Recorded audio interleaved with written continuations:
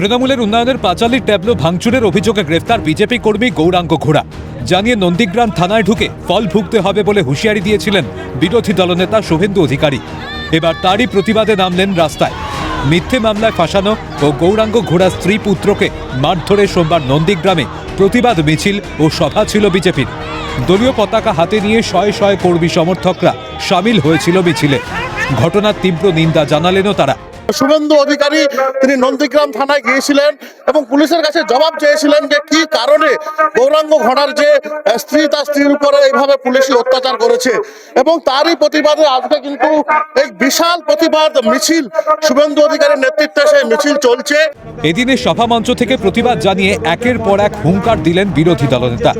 গৌরাঙ্গর জামিন করাবো, কাউকেই ছাড়বো না, হুঁশিয়ারি শুভেন্দু অধিকারীর।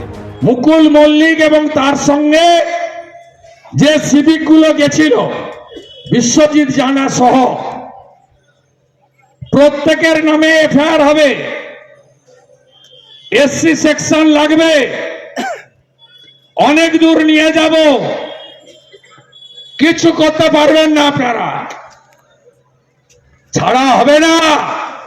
অন্যদিকে বিজেপি কর্মীর মারধরের ঘটনায় এবার আদালতের দ্বারস্থ হতে চলেছে গৌরাঙ্গ ঘোড়ার স্ত্রী।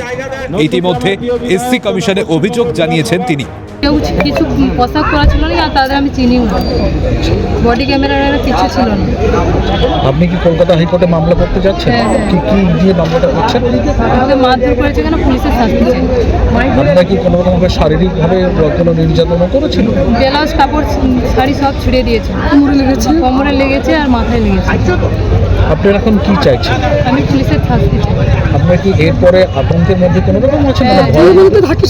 আতঙ্কে থাকি তো, পুলিশ তো হঠাৎ বাড়িতে চলে যাবে, লাদ মারবে, বাড়ি থেকে অনেক রকম কথা বলে। তবে এখন ট্যাবলো ভাঙচুর কাণ্ডে কবে বিজেপি কর্মীর জেল মুক্তি হয় সেটাই দেখার। পূর্ব মেদিনীপুর থেকে রমেন মাইতির রিপোর্ট, ক্যালকাটা নিউজ।